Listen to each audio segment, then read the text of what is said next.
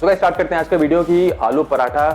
I am sure कि आप लोगों ने इसे खाया होगा अपने ब्रेकफास्ट में कई बार। आप में से बहुत लोग का ये फेवरेट भी होगा और मैं ये वीडियो इसीलिए कर रहा हूँ गाइस बिकॉज काफ़ी आप लोगों ने सुना होगा कि जो ट्रेनर्स हैं और जो जिम में आपको राय देते हैं वो ये बोलते हैं कि आप अगर वेट लूज कर रहे हैं, कट कर रहे हैं या फिर फैट लॉस कर रहे हैं तो आप आलू पराठा जैसा जंक चीज़ नहीं खा सकते हैं, तो आप उसे छोड़ दीजिए। और कई लोग इसी तरह से रोटी छोड़ देते हैं, बोलते हैं यार तेरे भाई ने रोटी छोड़ दी है क्योंकि उसे एब्स निकालने हैं। मैंने बहुत सुना है, पिछले 10 साल में मैंने इसे करोड़ों बार सुना होगा लोगों से कि रोटी छोड़ दिया, ये छोड़ दिया है, वो छोड़ दिया है। गाइस सबसे पहली चीज़ आप ये समझो, जो बेसिक वेट लॉस और फैट लॉस का जो बेसिक कॉन्सेप्ट होता है ना, ये हमेशा अपने दिमाग में बात डाल लो, चाहे आप किसी के भी वीडियोस देखो A to Z। लेकिन जो बेसिक कॉन्सेप्ट है ना, वो कैलोरी डेफिसिट का है। यानी कि आपकी बॉडी अगर कैलोरी डेफिसिट में होगी तो आपको इस दुनिया की कोई ताकत नहीं रोक सकती आपका वेट लॉस में या फिर फैट लॉस में। और एक फूड आइटम, कोई भी एक फूड आइटम आपके वेट गेन करने के लिए या फैट गेन करने के लिए रिस्पॉन्सिबल है ही नहीं। वो आपकी टोटल ओवरऑल कैलोरी होती है। जब आप कैलोरी सरप्लस डाइट में चले जाते हो उससे आप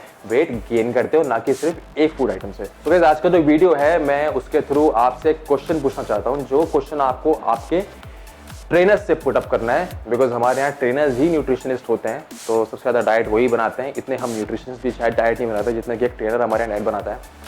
तो आप उनसे पूछना है कि सर, जो मैं आपको कैलकुलेशन समझाऊंगा कि सर ये कैलकुलेशन है, अब आप मुझे बताओ कि मैं अपने फैट लॉस या वेट लॉस में आलू पराठा क्यों नहीं खा सकता। तो चलो गाइस बहुत होगी बकबक, अब स्टार्ट करते हैं काम की बात। ये जो डायग्राम है ये मैंने इसलिए बनाया है ताकि आप देख सके कि एक आलू पराठे के अंदर क्या क्या होता है। तो एक आलू पराठे के अंदर होता है आपका आलू, मैक्सिमम अनियन और आटा जो गूंदा हुआ होता है आटा। वो इस तरफ जो मैंने लिखा हुआ है वो मैंने लिखा हुआ है पोटैटो, आटा, अनियन और अगर आप ऑयल यूज़ करते हैं उसके अंदर क्या क्या होता है उसकी न्यूट्रिशनल वैल्यू।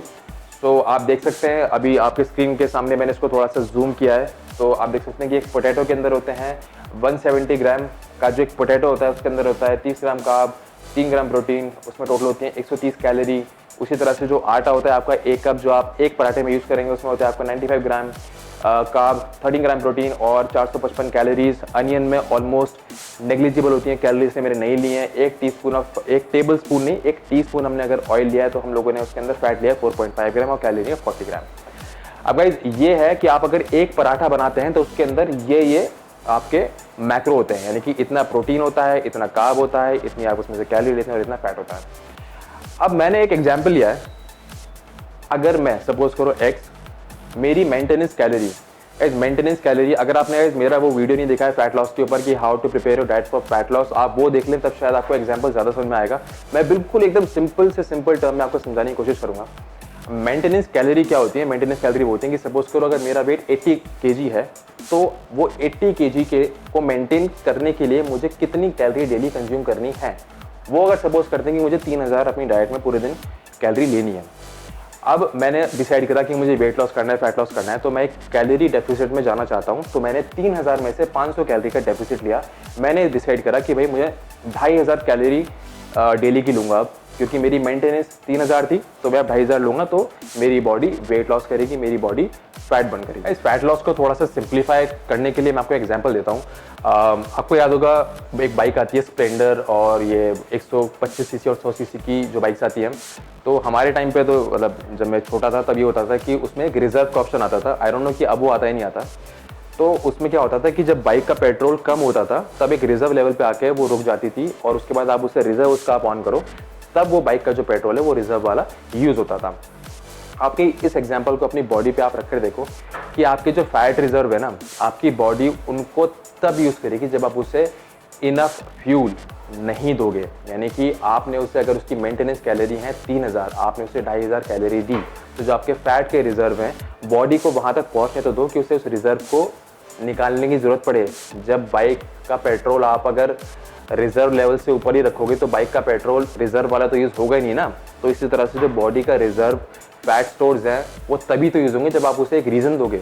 तो इससे गाइस कैलोरी डेफिसिट में जाना इसलिए ज़रूरी होता है। तो coming back to the example guys, मैंने यहाँ पे कैलकुलेशन जो आपके सामने निकाली है, इसके हिसाब से आपका इसमें कार्ब से जो आ रही है कैलोरी वो आ रही है 120 + 380 500, और प्रोटीन से आ रही है 12 + 52 64। ये 120 और 380 कहाँ से आया? ये 120 आया है आपका 30 ग्राम कार्ब, और 1 ग्राम ऑफ कार्ब के अंदर 4 कैलोरीज होती हैं, तो इसलिए 30 × 4 120। अब गाइस ये कैलकुलेशन ना उसी को समझ में आएगी जिसने थोड़ा सा न्यूट्रिशन पढ़ा हुआ हो। अब आपके अगर ट्रेनर को ये नहीं पता है कि 1 ग्राम ऑफ प्रोटीन के अंदर कितनी कैलोरी होती हैं, that I am really sorry कि वो इसको जस्टिफाई नहीं कर पाएंगे, ना उनको समझ में आएगा। तो लेकिन guys this is a very basic calculation. तो ये कार्ब के अंदर इसमें हम लोगों ने कार्ब जो है पूरा का पूरा एक पराठे से वो आ रहा है आपका 500 calories, I am sorry. Protein जो आ रही है, प्रोटीन से जो आ रही है कैलोरीज वो आ रही है 64। नाउ माय क्वेश्चन इज कि अगर मैंने अपने 2500 जो मेरी रिक्वायर्ड कैलोरी है वो मैंने, आप कुछ भी अगर रेशो उठा लो कार्ब प्रोटीन फैट, ये जो टोटल कैलोरी आप इससे जब डिवाइड करोगे कार्ब प्रोटीन फैट में, कि आपने अगर 35 ले लेते हैं कि आपने 35% कैलोरी कार्ब से लेनी है, आप लो कार्ब जा रहे हो, तो आपके 875 कैलोरी जो है वो कार्ब से आनी चाहिए। तो कैसे अगर 875 कैलोरी अगर मैं एक दिन में कार्ब से ले सकता हूँ, तो एक पराठे के अंदर तो मैं सिर्फ 500 कैलोरी ही उठा रहा हूँ कार्ब से। तो और फिर से अगर पोटैटो बॉइल्ड है और व्हीट फ्लावर आप यूज़ कर रहे हैं पराठे के अंदर, तो दोनों का GI इंडेक्स भी इतना बहुत कुछ खास नहीं होता है। तो अनियन में तो वैसे ही कुछ नहीं है। तो मेरे को ये रीज़न समझ नहीं आता गाइज, मे भी हो सकता है कि मैं रॉन्ग हूँ अपनी जगह। अगर इसका कोई और आंसर है, कोई और कंक्लूजन है, तो आप मुझे ज़रूर बताएं। इसमें आपसे ये कह रहा हूँ कि अपने ट्रेनर से या जिससे भी अपनी डाइट लिखवाते हैं उनसे ज़रूर पूछना कि यार how come a certain food item, एक फूड आइटम आप, चाहे वो रोटी होती है चाहे वो आलू पराठा होता है, आप उससे बोल देते हैं कि यार ये छोड़ना पड़ेगा। गाइस एक फूड आइटम ना तो आपके वेट गेन के लिए रिस्पॉन्सिबल है, ना ही वो आपके वेट लॉस के लिए रिस्पॉन्सिबल होगा। प्लीज़ मैं आपको इस आलू पराठे के थ्रू ये मैसेज कन्वे कराना चाह रहा हूँ कि कोई भी एक पर्टिकुलर फूड आइटम आपको वेट लॉस या आपका फैट लॉस डिसाइड नहीं करता है। आपका जो टोटल डेली का इनटेक है ना उसके ऊपर होता है। तो मैं अगर डेली का एक ये पराठा भी खाता हूँ, मैं ये नहीं कह रहा कि आप इसे डीप फ्राई करके और पूरे दिन आप पराठे खाएं, लेकिन आप अगर डेली का एक पराठे भी खाते हैं और उसमें सिर्फ 1 टेबलस्पून ऑयल आप यूज़ करते हैं और इसे आप अगर नॉन स्टिक पैन के ऊपर बनाएंगे, तो मेरे ख्याल से मुझे नहीं लगता यार कोई ऐसी प्रॉब्लम होनी चाहिए। सो इसलिए please stop demonising food item. एक फूड आइटम से आपका फैट लॉस या फिर आपका वेट लॉस इफेक्ट नहीं करता। अब गाइस कुछ लोगों को जिनको आप ये वीडियो दिखाओगे वो आपको ये बोलेंगे कि अरे यार ये सब बुकिश है यार, प्रैक्टिकल नहीं होता है, सब प्रैक्टिकल ज़रूरी है यार, बुक से क्या है। मेरे भाई जो ये न्यूट्रिशन की बुक होती है ना, ये पोएट्री नहीं है जो सुबह उठे इमेजिनेशन आई उठा के लिख दिया। ये जो बुक्स होती हैं स्टडीज़ के ऊपर बेस्ड होती है, जिनको आप बोल देते हो ना कि वीकेंड सर्टिफिकेशन यूँ निकाल देते हैं, निकाल तो उसे यूँ देते हैं, लेकिन जो बुक्स होती है ना वो स्टडीज़ के ऊपर बेस्ड होती हैं। वो किसी का पर्सनल एक्सपीरियंस नहीं होता है उसके अंदर। कई सालों से जो रिसर्च हो रही है उसमें इतने सारे लोगों ने पार्टिसिपेट करा है, तो एक जनरल पॉपुलेशन के लिए क्या रिकमेंडेड है उसके अंदर ये होता है। इसीलिए गाइस पढ़ाई लिखाई बहुत ज़रूरी है इस फील्ड के लिए भी। और मैं आपसे इसलिए बोलता हूँ कि प्लीज़ बॉडी बिल्डिंग को अलग रखिए और एक जनरल फिटनेस को अलग रखिए। एक बॉडी बिल्डर आपको, मैं एग्जैक्ट दोबारा से आपको क्लियर कर रहा हूँ कि हर बॉडी बिल्डर ऐसा नहीं है। आप कहीं ये सोचो कि यार ये कितना हेट करता है उन लोगों से जो जिनकी बॉडी बहुत अच्छी है, ऐसा नहीं है। जो अच्छे लेवल पे जो एथलीट्स हैं जो अच्छा काम कर रहे हैं उनके लिए पूरी रिस्पेक्ट है। लेकिन गाइस प्लीज़ आप ये बात समझो कि कुछ लोग ऐसे हैं जो उल्टे सीधे ड्रेस लगा के जिनकी फिजिक बन जाती है, उनको फिर ये लगता है कि यार अब मेरे को पूरा ज्ञान हो गया है। गाइस उनकी फिजिक बन गई क्योंकि उन्होंने शॉर्टकट्स लिए, लेकिन आप उनको सुन रहे हो, आप या तो शॉर्टकट यूज़ करोगे, मतलब आपको शॉर्टकट तो यूज़ करने हैं नहीं। बॉडी आपने बनानी है नेचुरली, सुनना है आपको उनकी जिन्होंने खुद नेचुरली बनाई नहीं है। अरे भाई कैसे करेक्ट करोगे फिर, है जिसने खुद नेचुरली करा होगा उसी को तो पता होगा ना कि यार हाँ ये चीज़ कैसे होगी। इसलिए कुछ लोगों को ये भी लगता है कि नहीं यार एक अच्छी फिजिक नेचुरली बन नहीं सकती, बन जाती है गाइज। कुछ जो 2-4 लोग मुझसे इंप्रेस है, मेरी वैसे बहुत अच्छी तो बॉडी है नहीं यार, पर हाँ 2-4 लोग ये बोल देते हैं कि भाई सर आपकी बॉडी ठीक ठाक है।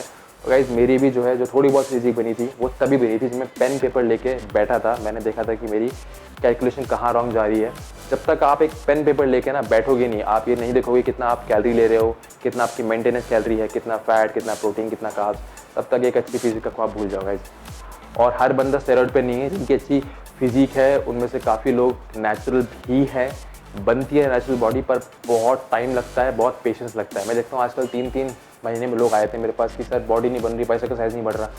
अरे मेरे भाई क्या बताऊँ मैं यार, 3-4 साल तो आप कम से कम दो एक अच्छी फिजिक के लिए। 3-4 साल तो अच्छे से डेडिकेटेडली लग जाओ, तब जाके फिजिक बनेगी। हाँ अगर आपको लगाकर अगर बनानी है तो आप बना लो, उसका तो आपको पता ही है। वो तो लगाने के बाद ये सारी कैलकुलेशन फेल है, फिर तो आप कितना ही ऊपर नीचे कर लो, एक अच्छी बॉडी तो आप बना लोगे। और इस बॉडी बिल्डिंग के लिए इतना पागल भी नहीं होना, थोड़ा इसके साथ साथ मैं देखता हूँ लोग फ्लेक्सिबिलिटी की बात नहीं करते, मैंने उसके ऊपर वीडियोस भी करे हुए हैं। मेरे भाई सिर्फ फिटनेस, सिर्फ बॉडी बिल्डिंग नहीं है, ये फूल जाएंगे आपकी अगर बॉडी इतनी फूल गई, आप इतने स्टिफ हो, आपको इंजरीज होगी, उसका क्या फ़ायदा है। थोड़ा सा फ्लेक्सिबिलिटी के ऊपर ध्यान दिया करो, स्ट्रेचिंग करा करो उसकी। There are other aspect of fitness is well, उसके ऊपर भी ध्यान दो।